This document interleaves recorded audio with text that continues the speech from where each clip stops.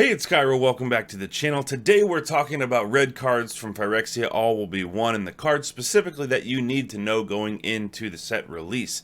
Got my red shirt on. Without further ado, let's get into some red cards. Let's start off with the one drops. Exuberant, fuseling, 1 red, 0/1, trample. It gets +1/+0 for each oil counter on it. It gets 1 when it enters, so it comes in as a 1/1.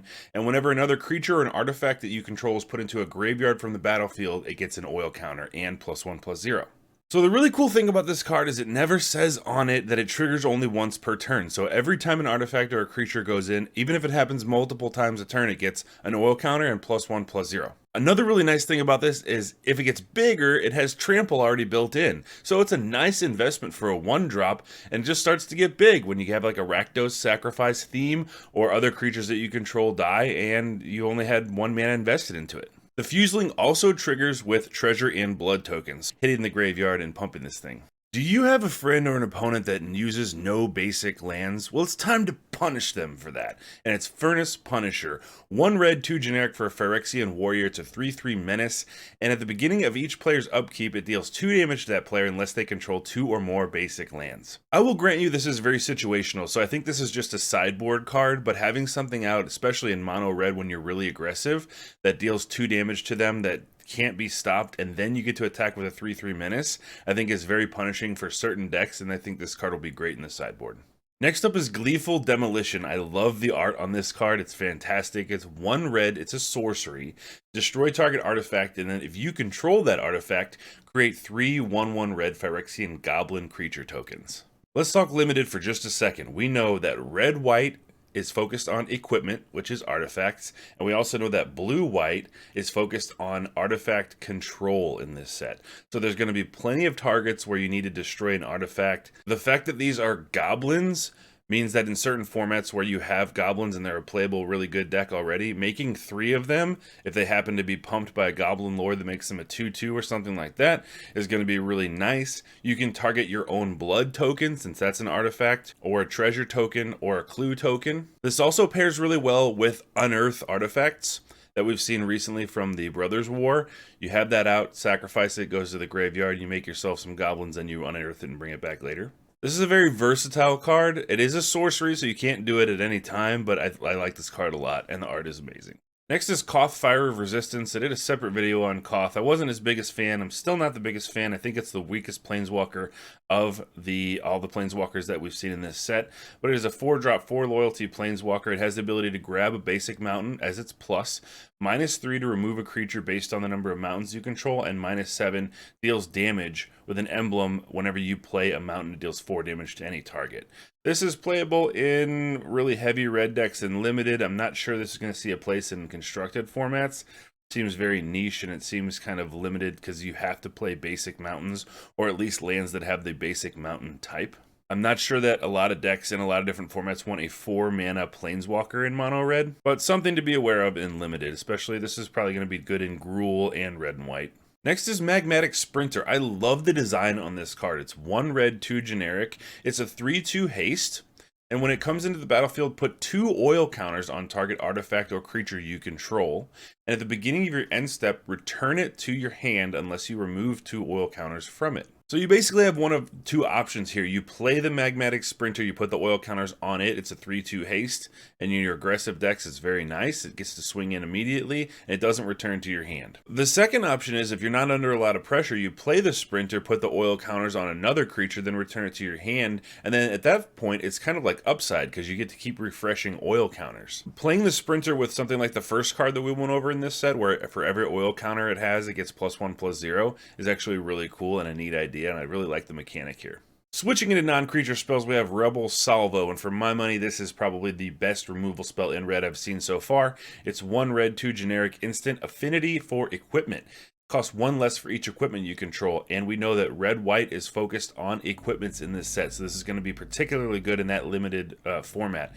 Rebel Salvo deals 5 damage to target creature or planeswalker. That permanent loses indestructible until end of turn, which is another very important thing. We have a cycle of Domini in this set. that power up what that color's trying to do, and they can also be made indestructible, and Rebel Salvo will be able to take care of those whenever other removals fail. Making them lose indestructible is actually key here. So Rebel Salvo can also deal with Sheoldred in standard. This is 3 mana instant speed planeswalker removal in most cases. Even if you're not in red and white, Rebel Salvo is just a good removal spell. So even if you're in Gruul or whatever, take it. Next is Rook Hexgold Nabber, 1 red, 2 generic for Goblin Rebel, 2/2 trample haste for 3. Not bad, it's a legendary creature. Whenever an equipped creature you control other than Rook attacks or dies, you may attach all equipment attached to that creature to Rook. There are a lot of equipments in this set. A lot of them make 2/2 rebels when they come down and attach to that creature token when they're made, so they have a high equip cost. It's not uncommon to see the equip cost in this set be 3, 4, 5, 6 mana. Rook's place in Limited is in red-white equipment. In constructed formats, there are some super powerful decks based around super powerful equipment like Colossus Hammer. It's possible that something like this could see play there in Modern, or Embercleave if you're playing Historic on Arena. I don't think Rook goes in every deck, but the decks that want him, and it's going to be good. Next is Slobad Iron Goblin, 1 red, 2 generic for a Phyrexian Goblin Artificer, 3/3 for 3, tap it, sack an artifact, add an amount of red mana equal to the sacrificed artifact's mana value, spend this mana only to cast artifact spells or activate abilities of artifacts. My immediate thought with this creature is we have a lot of good prototypes that you can pay a reduced casting cost from the Brothers War, have them come in, sacrifice them, and then get mana value equal to their non-prototype cost.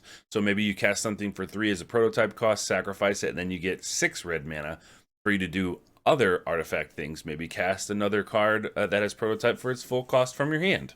If one of your artifacts maybe is targeted with removal, you sacrifice this instead, allowing you to activate your Reckoner Bankbuster and draw a card off of that. This card also synergizes with cards that we have historically seen in the Rakdos Anvil deck in standard artifacts that trigger when they leave the battlefield. Something like Experimental Synthesizer, Virus Beetle, things like that where you can gain value once they enter and leave. I think to any deck with Slobad the Iron Goblin is to maximize the value and cheat things in for a lower cost. That way when you sacrifice them, you get effects when they leave the battlefield and get more mana. Next was a card that whenever I read it, I had to reread it, and I was like, this card looks pretty insane. It's Solfem Mayhem Dominus. This is one of the Dominus from each one of the cycle. There's 5 of them in this set. Double red, 2 generic for a 5/4 Phyrexian Horror. If a source you control would deal non-combat damage to permanent opponent controls, it deals double that damage to the player or permanent instead. And then this is what I was talking about with the Rebel Salvo. 1 double red Phyrexian mana, discard 2 cards, put an indestructible counter on Solfem Mayhem Dominus. So as it says, it won't double your combat damage, but this is going to pair super well with Burn. Even in standard right now, we have Lightning Strike for 2 mana that deals 3 damage. Well, now that deals 6. You can cast a Bloodthirsty Adversary, kick it, bring that back, play the Lightning Strike from your graveyard, deal 6 damage to their face again. Because Mono Red is including a lot of Burn already, it's not hard to envision a new Mono Red Burn deck with this at the top of the curve at 4. The obvious comparison to this card that we've seen from the Brothers War is Mechanized Warfare that is seeing a lot of play in mono red burn decks right now. Solfem is worse than that card if you have a lot of creatures and your board state is very wide and you're depending on dealing combat damage, but it's much better with burn, and the bigger the burn, the doubling effect does even more, so it can just get out of control. Something like this with Rem Corolla's Stalwart Slayer, another card from one of the Innistrad sets that also increases damage in burn, would be really, really fun. I'm looking forward to building this when the set releases. Next is Dragonwing Glider, double red, 3 generic. This is one of those equipments I was talking about where it comes in, it has 4 mirrored in. You create a 2/2 red rebel creature token, then attach this to it.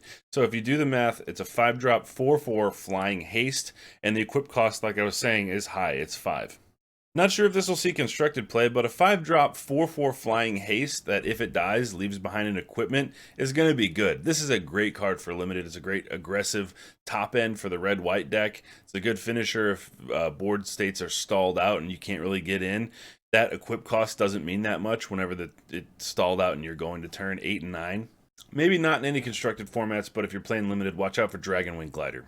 Finally, we have All Will Be One, the card with the namesake for this set. It's 3 generic, double red for an enchantment at Mythic Rare. Whenever you put 1 or more counters on a permanent or player, All Will Be One deals that much damage to target opponent, creature an opponent controls, or planeswalker an opponent controls.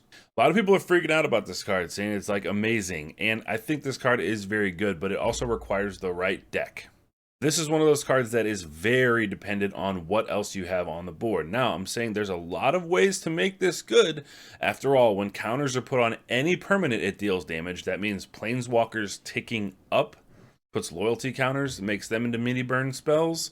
+1/+1 counters on your creature from cards like Halana and Elena Partners. Even sneaky things like Reckoner Bankbuster coming into the battlefield with 3 counters on it makes it into a lightning bolt. It can deal 3 damage to something. But All Will Be One does nothing the turn that it comes down. So if you cast this on turn 5, you better be able to place some counters on turn 6, 7, and 8 to make it worth it. This is a control card. I think this card is good, like I said, just not for every deck. That's the video for today. Thank you very, very much for watching. If you're interested, you can choose one of these other videos that are going to come on the screen here in just a second to see the white, black, or blue cards that I think that you need to know about when the set releases. Thank you for hitting that thumbs up, and thanks for subscribing. I will see you next time.